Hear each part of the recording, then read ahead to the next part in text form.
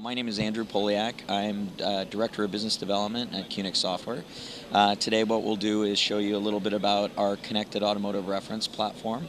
And when we're talking about connectivity, we want to demonstrate connectivity both to the internet, connectivity within the car to different screens and modules within the vehicle, and also connectivity into portable devices and infrastructure. So with that introduction, what we're seeing here, we've got two systems. One is a digital reconfigurable instrument cluster, and the other one is an infotainment system that demonstrates QNX Software's operating system and middleware stack that we call the Connected Automotive Reference, or QNX CAR. In the cluster, you can see it is a reconfigurable cluster that can switch between tachometer and other useful information that would be contextual based. So if you put the vehicle in reverse, you could get a backup camera. If you are going through a specific route guidance or maneuver, it could switch to the map just temporarily to show you which way to go. So we're in a demonstration mode, so it's just showing you some of the different features. It's also connected to the infotainment system, so as you get album art in music you're playing, or as you might be viewing things like weather information and other things, it can also communicate that to the cluster that it could display, at the driver's vision right in the instrument cluster. The second system is an infotainment system that we've mocked up. It consists of different apps, as you can see on the front screen: internet, car-specific apps, games, communication, multimedia, and navigation. Many of these things you would not implement into an actual head unit that the driver would have access to, because for distraction purposes we're just demonstrating capability, not the actual final system. So for example, we'll show you games, but not what you do when driving. So in the internet setting, we have a few different things here. One is the Pandora app. One of the things you'll notice, we're trying to show that we can run Pandora both as a native application running in the dash, as well as through a new implementation that Pandora has released called Pandora Link. What the difference between the two is, in the Pandora app, you're physically running the application. You're running the application in the vehicle, and it's using some sort of connectivity pipe, whether it's a tethered phone or a built-in 3G radio in the car.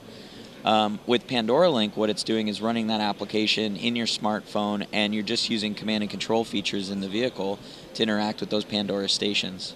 So we'll do that, and that's demonstrating some of the device connectivity here. So as you notice, basically you can see there's a few different stations that are coming up. When you press play, you can start hearing them. I don't know if I have volume going on right now. Anyway, in the internet function, you have other things. Again, not things you'd necessarily do while driving. So another example is the YouTube application. So you could actually, show that it's got YouTube. One of the advantages we have at QNX is the way we've implemented our frameworks is that you can actually merge flash control elements, like you can see as far as pause, play, along with video. So you can go to full screen, and you can use Flash as a interaction language to those applications like radio and other things. So it's using Adobe Flash. We also have in the internet section a few other things like an application store. Again, QNX provides more of the foundational elements. We're not trying to be an application store, so we provide things like an application store reference that somebody like a car company or tier 1 could use that in source, modify it, and deploy their own application store using our technology. We also have some other things like our Google local search. So again, it's using Google Maps mobile to run in an environment that you can do different searches for things like gas station. And again, more demonstrating cloud-based connectivity where you're pushing that map or pulling that map from the internet rather than having it stored locally in the vehicle, which means you can keep the map data more current. You can also get location information and points of interest that are current rather than really needing to update a database in the vehicle. It's more stuff for the passenger to do then? It could be. One of the things we've demonstrated, like for example with navigation, it's a little noisy in this environment, but with navigation and with things like our weather application, we actually used off-board speech recognition. So you could say local search, coffee shop, and it could actually load that into the map without physically touching anything to navigate that navigation information. What would be the cost of something like this? As an end product or from a software perspective? Okay. It really depends on how they implement it. We're running in anything from Bluetooth hands-free that are just stock in the vehicle, a full system with the whole HMI and touchscreens and things like that. You know, I would look at some of the vehicle models and see what a lot of them just get built into the price of the car.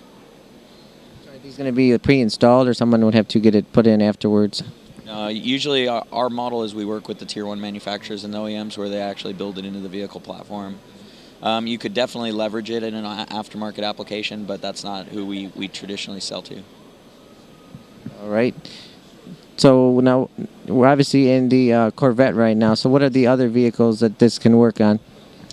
Well, QNX is shipped in over 200 vehicle models and just over 20 million cars. So we're in systems like OnStar. So again, maybe not with the full graphical display, but we're in OnStar. We're in hands-free link from Honda. We're in Audi, the MMI 3G. And the recent announcement from Audi on having Google Earth integration, where it's actually built into the vehicle and has Earth overlays on the navigation system. That's again based on QNX. So you can find QNX in pretty much every vehicle that's out there today, every vehicle manufacturer. So it'll be in certain models. Tell me about that tablet you were talking about. Yeah, so QNX, it was announced from RIM that they're going to deploy the QNX real-time operating system as a foundational OS for their new tablet operating system. And for more information, you can contact RIM about that. Okay, so for this system here, you could pretty much go on any website that there is, or they have to be, you know, ready for like the phone or the web, or you know what I'm saying? Yeah, so the way it works as far as internet connectivity, OEMs would probably customize how that's connected and what they allow you to see, but for demonstration purposes, we have a full internet experience where you have a browser. If you notice, we're running a full web browser in an environment, you know, with you know, a virtual keyboard that you could enter. Okay, let's try it. AmericaJR.com. Just to see what it looks like.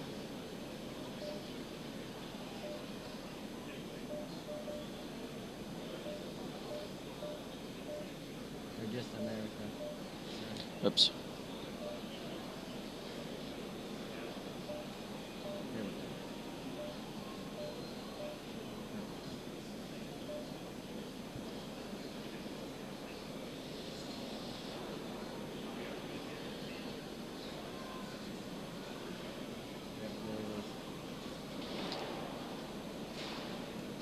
As you can see, again, from a technology perspective, the advantage to our operating system is we allow you to merge different graphic environments into one HMI. So the browser itself is not Flash. It's rendered in a layer, and we use Adobe Flash over on top of that layer to provide control interfaces like the virtual keyboard or like the buttons. So you could reskin those but still have a very nice browsing experience in the browser itself. People could basically go on any website, Facebook, Twitter, MySpace, the whole 9 yards. Yep. Again, you wouldn't do that while driving, but it's just to demonstrate the capabilities from a software perspective. So once it's installed in the vehicle, would there be another charge to go online or use any of these features? Depends on how they're providing connectivity into the vehicle. For example, many of the car manufacturers will actually build a radio in the vehicle to provide connectivity, but some of them rely on tethered connectivity with your smartphone, where it'll tether over Bluetooth or over USB to provide the network connection. So it all depends on what the business model they've enabled is. Any other comments here today at the SAE Convergence? So far, been a great show. We've had a lot of traffic, so we're enjoying it.